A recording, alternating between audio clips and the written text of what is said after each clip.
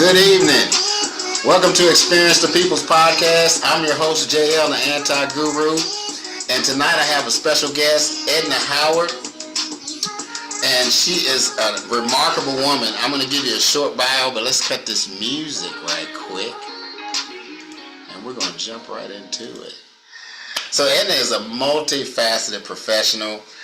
She's got a rich background in strategic information management, data analytics, and entrepreneurship. She's got over 30 years of business experience. She's navigated various IT roles. Her entrepreneurial drive has led her to manage her own businesses in the health and beauty industry, wearing multiple hats such as senior sales director, coach, mentor, motivational speaker, and trainer. Edna is also the visionary behind Voices of Encouragement and ICE Coaching and Consulting, both organizations dedicated to empowering women. And guys, she is also an inspirational author with 3 published books, including Running Your Race, Faith at Work, and Mindset Reset. I like that one. So Edna, I appreciate you coming on with us. I know you're a busy woman. You're doing something all the time, but I surely appreciate you coming on and spending some time with us today. Well, I appreciate you asking me to come on. I'm honored. Thank you so much. And you're doing a lot too. Impacting the world. I love it. Well, I think you got me beat quite a bit. But let's jump right into it. I want to talk a little bit about your background and your journey. Can you share your journey and what led you to become a mindset coach and advocate for women of color? Sure. Well, I guess first off, I have to say that it's kind of looking at my own challenges in life and being a young mom, getting out of a domestic violence situation, divorcee, being a single mom, and navigating the workforce as a woman of color, So I think for me, it was laying the foundation and understanding what actually made me tick. And I think because I know that coming out of hard times and resilient made me more resilient and also stronger in a sense that I'd say mental toughness. I started to look at almost like and understand that every challenge made me stronger and wiser. And I really began to think, how have I overcome so many life challenges? It was like just really sitting down and thinking about it because I was still very happy. I was still very joyful. And I still was like, wow, I navigated all that craziness, but I'm still here, And I think one of the things when I started to think about it, I was like, well, what made me have this bounce back ability? Right. And so I realized there were like 3 principles, JL, that I looked at: shifting perspective, developing the right attitude, and making the right choices. And that's kind of where the book came from, because Mindset Reset talks about those 3 powerful principles. And it bubbled up out of how can I take what I know about myself and how to apply those principles and share it with the world, right? And so part of it was looking at it from a perspective in kind of the introspective of self-awareness, and then be able to share that with other people. And to do that, it was like, well, how do I get skilled up? And that was basically master mindset coaching. Okay. And that made sense to me because everything we do from the perspective of how we think, what we do, how we move in the world, all comes from thought management. Like, what are we thinking about? How do you think about it? Is your perspective correct? All of that. So I think what attracted me was really, going from point A to point B and understanding that shifting in the thinking. And there's a quote by Earl Nightingale: "We become what we think about all day long."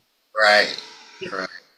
And I believe that to be true. So I went, that deep introspective and started into the mindset side of things, because now it was looking at it from the perspective of growth mindset versus fixed mindset, because those are real mindsets. And some people really get stuck in the fixed mindset. And I really think that was the launching pad for me to start to get certified and become a master mindset coach and really apply all of the principles to helping other people grow. And that's really where it comes from. So just changing, making sure that I'm able to give of self and use my own personal experiences to be able to draw from that. So that's where it came from. Well, Edna, I got another question. You know, this is kind of it's on the topic, but I heard somebody say this. Another video I was watching, influencer, and he made the statement that influence affects thinking, which affects your action. Would you agree or disagree with that? No, that's true. Depends on how you grow up too. Your influence in your life. It affects your belief system. It affects how you think, all of that. So depending on what the influences are, if they're good influences, they could be good. But if they're bad influences, and now you've interpreted all of that, that's the way your world was when you were younger, and now you brought it into your adulthood, and you can't shift your thinking. And sometimes you just need some help. Yeah, So I I agree with that. advocate therapy. A lot of our people of color, Yeah, almost all of us have had some type of trauma in our yes, lives, and that definitely agreed. affects our relationships and how we move and navigate through the world. But what are some of the common mindset shifts that you encourage your clients to make? Well, in terms of mindset shift and what that could look like, well, let me explain to you what mindset is first. I think that's Okay, important because that gives some context so we can get there. right. Helping, what I do is I want to make sure the audience understands what a master mindset coach is. And so the best way to describe that is I'm a mental wellness professional who helps people make progress in their lives in order to attain greater fulfillment, Okay. right? And I'm dedicated to rewiring individuals' mindsets, allowing them to be the very best versions of themselves and to unlock their full potential. Because so many people, they have potential, but they don't know how to unlock it, or they're scared to. The biggest thing is fear. They have a fear. So I can give you some basic information around like the 5 top common mindset shifts I encourage my clients to make. And I want them to write this down because it's important. So I'll give you, there's 10, but I'm gonna give the top 5. The Okay. first one is stop seeking perfection. Women do that. They seek perfection. So we often feel the pressure to be perfect, right? In all aspects of life, doesn't matter what it is. And so it's really important to realize that there's no perfection. There's only continuous improvement. I think that's important. The next one is you want to value self-care. Women often prioritize taking care of them other people, and Right. it's important to prioritize taking care of ourselves. You got to actively recharge and rejuvenate yourself. And I always say there's like the 6 cues to checking in with ourselves. How are you feeling? What's not working? What's working? What do I need? Because a lot of times we might need help and we need to ask for it. Mm-hmm. What am I proud of? And what can I let go of? Mm-hmm. What can I let go of? And number 3 is embrace your uniqueness. Women are often really pressured to conform to societal standards and the beauty success standards. Mm-hmm. And I think it's important that we embrace our uniqueness and celebrate our individuality, Right. quirks and all. And I think the kind of the older that I get, the wiser that I get, I take that to heart because you can't stop being who you are. Right. Unless you putting a mask on every day and walking out there being someone else. It's almost like code switching in corporate America. Women of color do it all the time, right? I don't want to do that. I want to be who I am and bring it authentically from the time that I get up in the morning. I'm just the same person. I'm not going to code switch when I go into an environment because that's bringing my uniqueness. So I'm going to do that. And number 4 is challenge limiting self-beliefs. So many women hold themselves back with limiting self-beliefs. And again, you mentioned it earlier, JL, that there are some people that have had trauma. Everyone hasn't had a traumatic event, but a lot of people have. They bring it into their adulthood and it holds them back. And they Right. don't even know why it's holding them back. But you got to do the work. So I think for that, you have the capability, you have everything you need to do the thing you need to do or to get where you need to go. So you got to shift your thinking. And that's where we get into the mindset piece, because again, there's the mindset and there's also cognitive behavior therapy, which is CBT. It's talk therapy.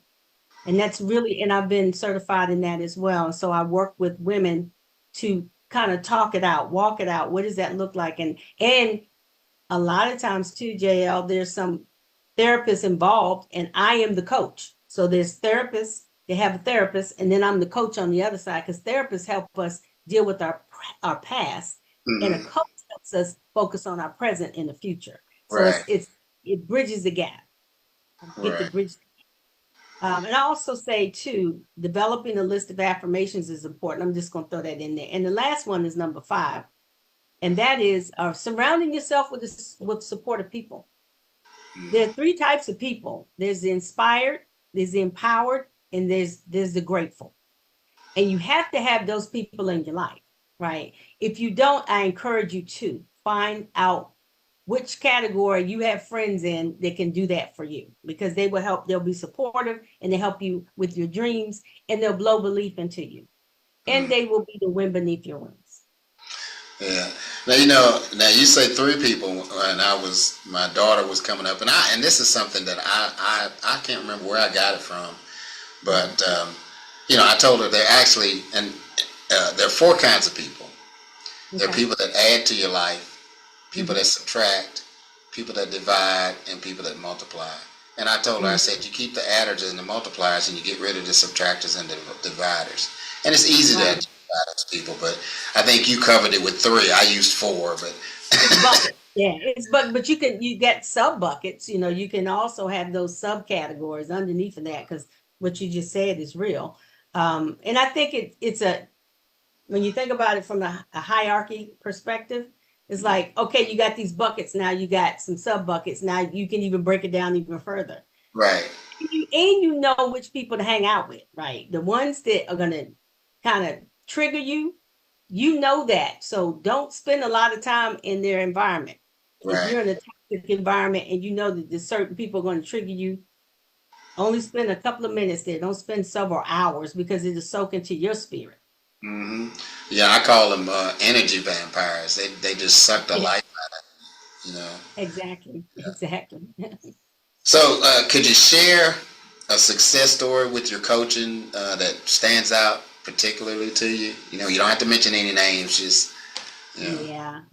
Well, there's so many great testimonials, and you can go out on the website and see all of those. But I think the one that stands out for me the most was, I was actually coaching a client, and she was finishing up, and she said, this has been so great. And she was just saying all this wonderful stuff about, I said, let's do a testimonial real quick, right on the spot.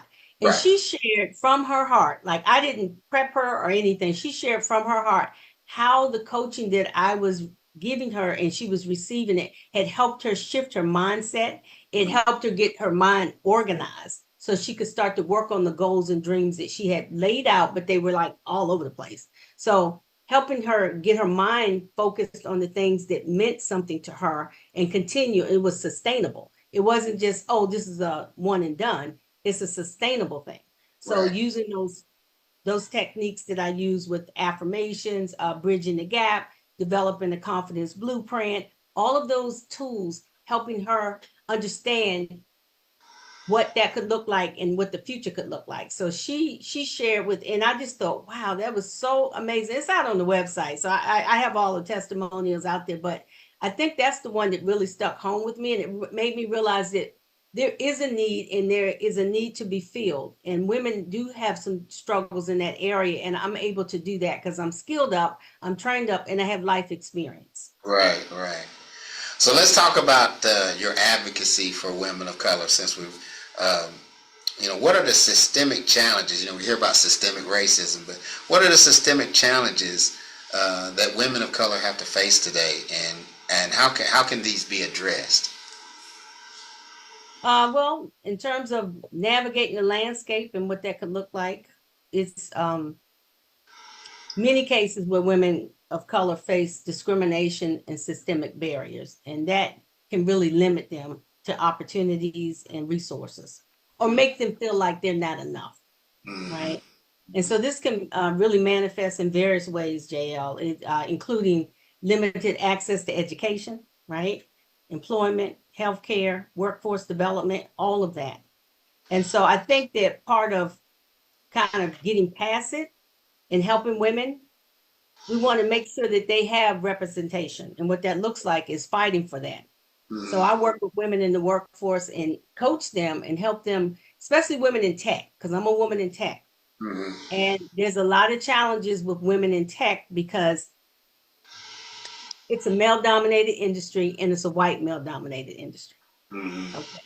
And so those are the things that we have to navigate, and being able to help with that, shift perspective to have belief in self and confidence and building them up, because there's so many things that impact us. You know, a mindset of a woman of color, it could be difficult to pursue their goals because they have these limited self-beliefs and societal barriers. They don't help. Yeah, That's the exactly. thing. You know, these Barriers. stereotypes that they try to put black Yeah. women, like the angry black women and all this. Yeah. And, well, everybody can have a bad day.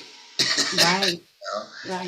But Well, I that, think part of that angry black women syndrome is, and that's why I think we code switch so much, right? We go into corporate America because we are, first of all, we're just who we are, right? mhm, And we're not aggressive, we're assertive. But right. assertive to our white counterparts might look aggressive because that's what they see in media or whatever, and they just assume that. And it's a bias. It's a bias. Without even thinking about it, and it could be an unconscious bias. Mhm. And that is where I think we struggle the most, where you're trying to you have this softness, but then you're also very assertive because we're strong by nature.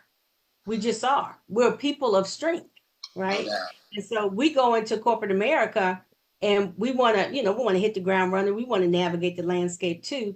But there's so many different unconscious biases. There's barriers that are put up in place. And there's a lot of political stuff happening behind the scenes that if you don't know how to navigate that or be able to advocate for yourself, Right. I think that's the main thing, advocating for self, and finding out how to do that. And that is a skill. And I think that once you figure that out, you can jump in and start to navigate it the way you need to, because you start small, but then you work your way up. Right, right. And you talk about being assertive, I know in my own experience, in the workforce, people would say, well, you're just arrogant or you're conceited. I said, well, I'm not conceited. I'm just convinced of who I am, and you can't tell me anything different. Right, right, right. Um, as I've gotten older, you put up with less mess, because I think that's what it is as you get, I think it's older and wiser. yeah, And I think there's a way to navigate the landscape. I always say that because it is, you really literally have to navigate the landscape depending on what environment you're in, and understanding who you are and what you bring and who you're dealing with, mm-hmm. right? And I tell more people now, not just women, but educate yourself, Exactly. because don't just take things at face value. Do your own research. Yeah, definitely. You got to do your own research, because people can tell you anything, and they can control the narrative depending on how much information they want to share. Yeah, exactly. And I think that definitely, not definitely with women of color, but people of color, the dominant society, they control a lot of the media outlets, and they put out this, what's the term? Ethnic image, but it Mm-hmm, doesn't mm-hmm. necessarily represent who we are. Because I remember this was years ago. I was working in the mortgage business, and I was the only black guy, only black person in the office. And one day after work, I was talking with one of my coworkers, and he said, I've never met a black person like you. You're so articulate, and you speak so well. And I laughed. I didn't get offended, because you could have got offended.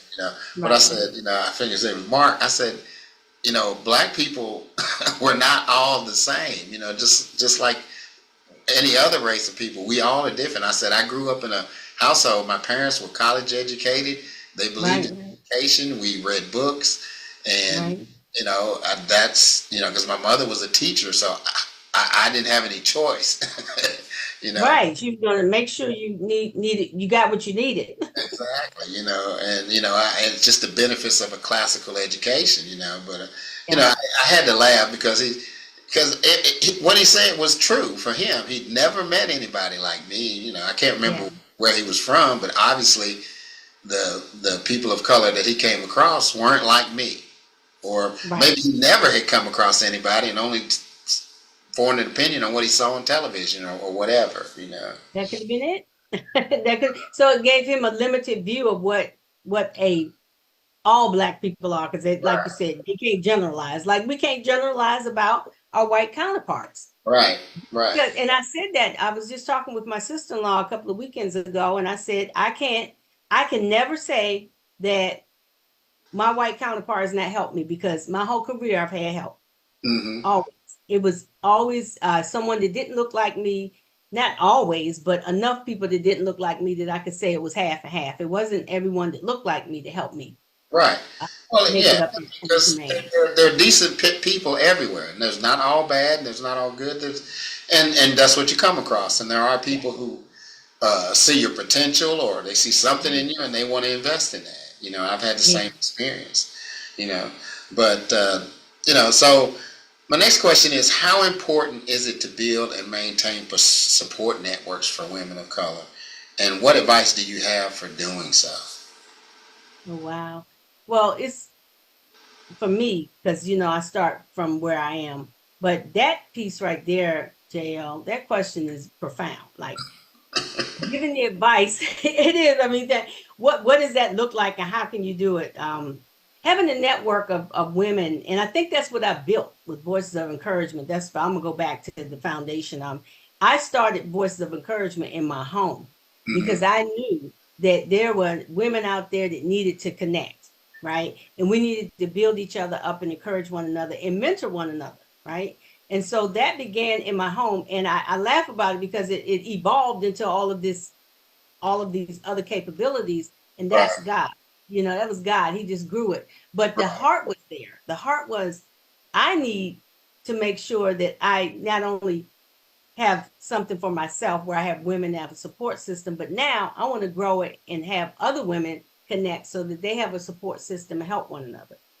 Okay. And so doing that, it lays the foundation for allowing women to have a safe space to connect. And that's what I developed, a safe space for women to connect. And we were doing it in my home, and then we launched it into workshops on a quarterly basis outside of the home. So we were meeting at a meeting facility, and I would say 4 times a year, we had those wonderful workshops, and it was growing. It was manifesting into something else, where women were actually doing business together. They were actually mentoring one another. They were in like text chains, stuff I didn't even know what was happening. I was like, this is growing bigger than what I even consider. I just wanted to have a place for them to have a safe space, to have thought-provoking questions at the table, and be able to have speakers come in and coaches. But that turned into something else. And then when COVID hit, we could no longer meet face-to-face. So I pivoted and created something called the Encouragement Cafe, and we went online. Oh, wow. And so Encouragement Cafe allows coaches and facilitators to come and still speak to the women and create a safe space online for us to connect.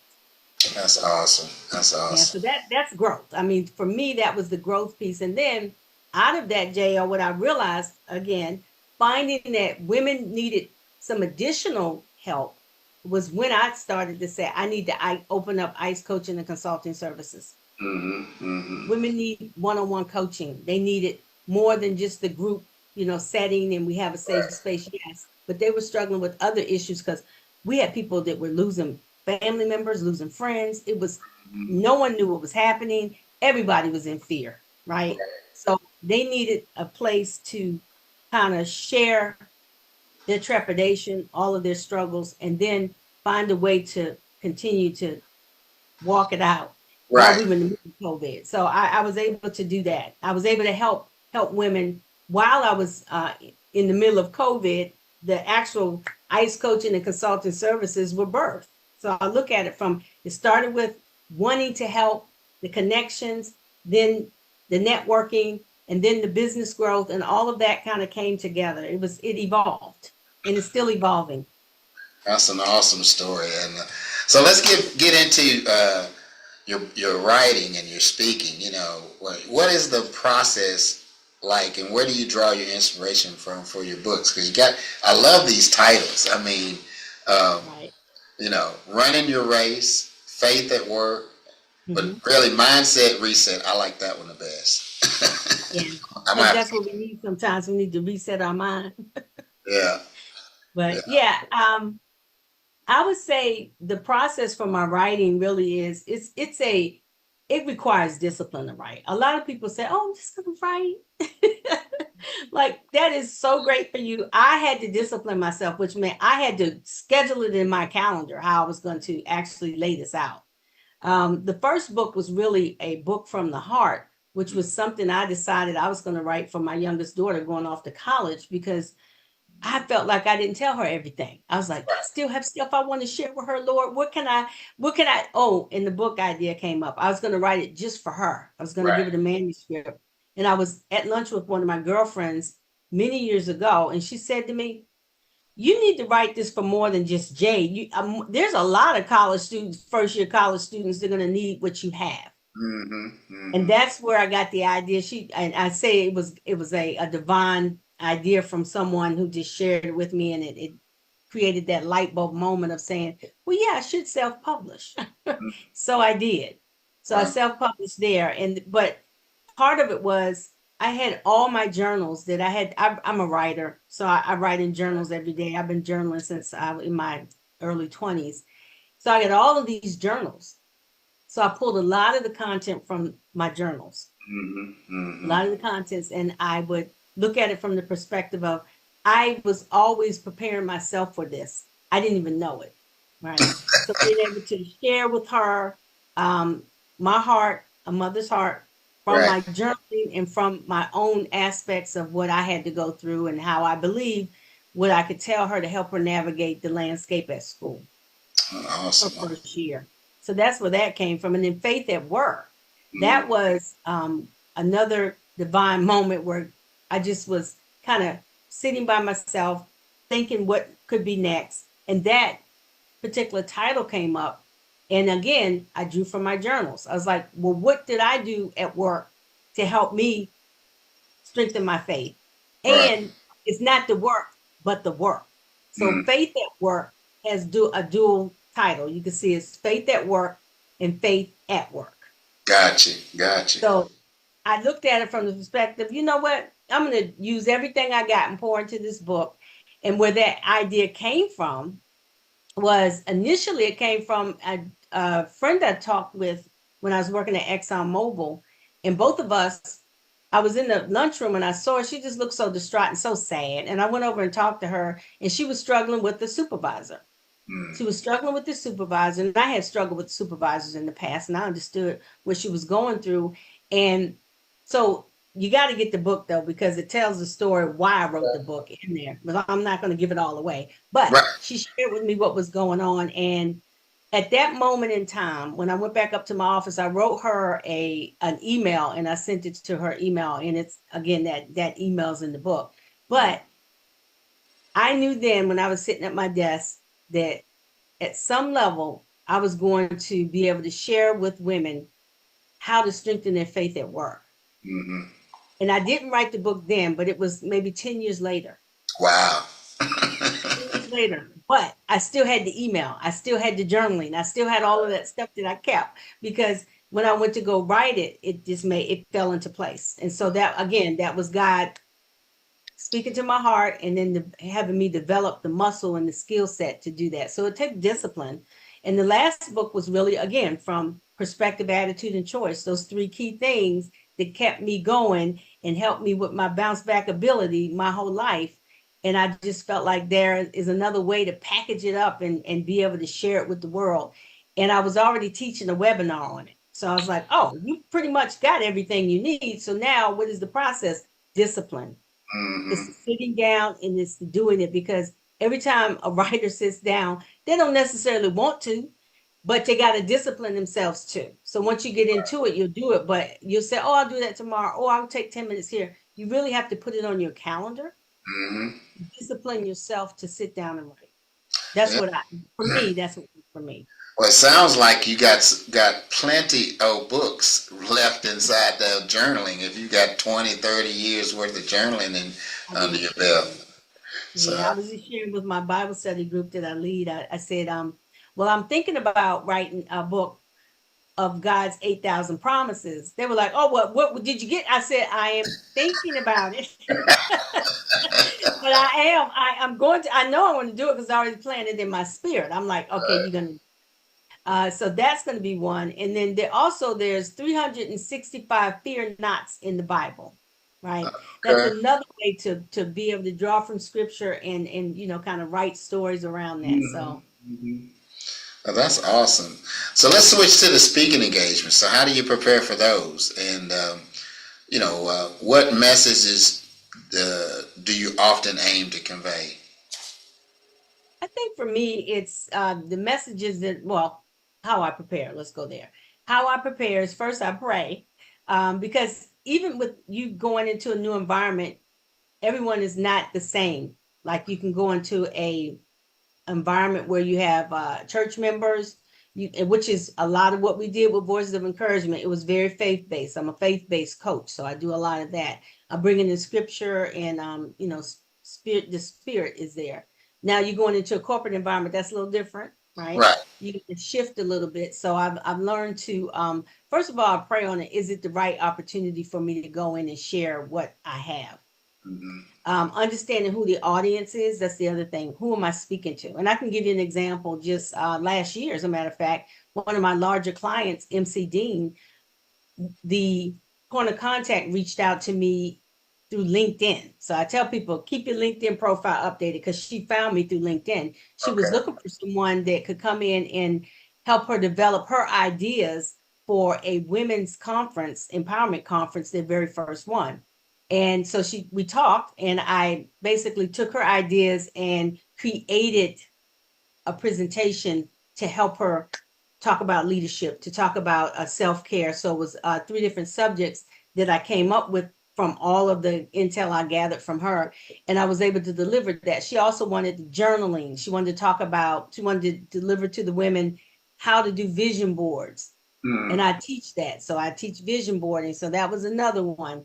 She had all of these wonderful ideas, and we had to package it so that we could lay it out and succinct. And then she said, and I'm going to need you to be a speaker. So all of that from me working with her, she's like, and now would you do it? I was like, sure, but still building on all of the information, all the intel I gathered from her, and understanding who my audience was.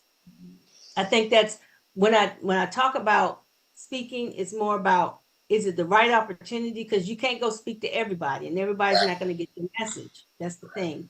You have to understand who your audience is, and you have to understand the venue. Mm-hmm.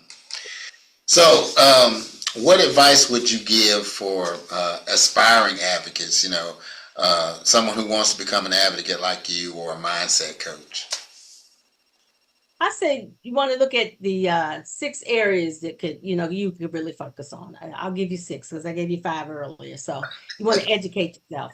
You want to educate yourself. That's the first thing. You want to take time to learn about the unique challenges and experiences faced with women of color, right? Understand the statistics, understand their perspective, the histories, and that's going to enable any advocate to be effective on their behalf. You want to seek mentorship and connect with other advocates or coaches who specialize in working with women of color, right? Learn from their experiences and let them get into the guidance and seek more, kind of wisdom from them as well, so you can navigate it. I would say number 3 is amplify marginalized voices. Use your platform, if you have one, right, to lift up the voices of women of color and share their stories and perspectives and achievements, so they can get the awareness and the representation. I think that's important. And also be an active listener. So many people talk a good game, and they say they want to do all these things, and they're not really listening to what the need is, right? They're just talking. Yeah, they just want to be heard. They want to be heard, and that's great, but you need to listen, listen to what's going on, and allow women of color to express themselves fully, not just halfway listen, but let them speak, let them tell their story. And they don't always have to be angry Black women. They're not. They just have some things that happen to them. So as they're speaking about it, it could be emotional. Mm-hmm. Mm-hmm. So learning to listen, and I say cultivate empathy and understanding. That's important. Approach it with your advocacy mindset, right? What can I do? Show some empathy and some understanding. And then Right. the last one is really take care of yourself as an advocate. Right. Advocate work is a lot. You start coaching, you have to take care of yourself. But I would say start with education, and then all those other things kind of start to fold in. I hope that answered your question. Yes, ma'am. You have been doing wonderful. So, so what are your future goals for your career and your advocacy work? What Well, do you thank see you for yourself that. in the next 10 Sure. years? In the next 10 years, that was but the next few years, Okay. We'll I go with do the 3 to next few. 5 out. Yeah, I do 3 to 5 out. That's more reasonable for me because I can chunk it down. So, Okay. well, my future plan in coaching in the coaching space is to continue to work with women, right? Continue to grow that space and create a safe space and support system for women of color so they can thrive and connect and continue to connect through voices of encouragement in my coaching business. Um, Beyond that, I want to say that I look at my technical world because I got two hats, the technical side of things, continue to grow and get certified in that area so that I can leverage those skill sets and stay in the game because everything is changing with AI. So all of that's changing. And then there are a couple of things that I've been doing beyond that. And I would say that, the future of the business itself. This month, we have several coaching programs that I have coming out, JL, and I'm excited about them. The first one is the group coaching. It's Empower Her signature group coaching series, and it's a monthly group coaching that offers personalized guidance, ongoing support, goal setting, positive mindset tools, and it's faith-based approach.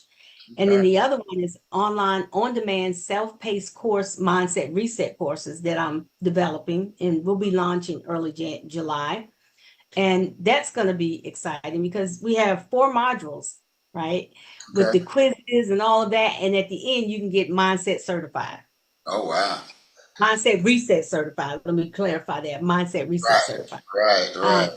and then the last thing that I have been working on, I have a partner that I've onboarded onto Voices of Encouragement, and we opened up a capability for a digital marketing. So we offer digital marketing, and I think I mentioned this to you before, but it's for Right. small business owners, and they get who operate a side hustle or they're looking for affordable results to grow the business through YouTube, or they need some social media management. So we're doing that as well. All right. Cool. Cool. So, Mhm. Edna, if somebody wants to get a hold of you, um, you know, I'm sure they can go to the website, give out your website, your contact information, all that good stuff. You've been a Sure. wealth of knowledge tonight, and we really appreciate you coming on. Well, thank you. I appreciate it. My email, I'll start with my email. voemetoday@gmail.com. Very straightforward. You want to get in touch with me through Instagram, it's voemetoday, and my website is voicesoфencouragement.com. All right, cool, cool. So one more question before we go. Um, what legacy do you hope to leave through your work and your advocacy? I want to impact the world, right? And I hope the work that I'm doing is impacting the world in such a way that leaves a lasting legacy for women, more specifically women of color, so they know they're valued, seen, and heard. Because I think that's really what it boils down to, being valued, seen, and heard. And I want my legacy to also live on through women being vigilant, no matter what goes on, what happens, be vigilant because your voice matters. It really, truly does matter. And I want them to know that we're more than enough. We've always been more than No doubt, no doubt, no doubt. enough. Well, we're gonna. Priority message from Security Officer Klingon Vessel Borges. Well, I have got a security one message from the Klingon vessel Bortis. That's Galron ship. That's going to end our podcast tonight. Edna, I appreciate you so much for coming on with me. You, like I said, you've been a wealth of knowledge, guys. If you are interested in connecting with her, she has given out her contact information. She's got a lot of things going on. If you want to be a mindset coach, she's got some programs. Check her out. And so we're going to close out Remember my 3 R's: respect yourself, respect others, and always, always take full responsibility for your actions. Remember, we're on every Monday at 7 p.m. Eastern Standard Time, and we'll see you in the next video. Peace. Awesome.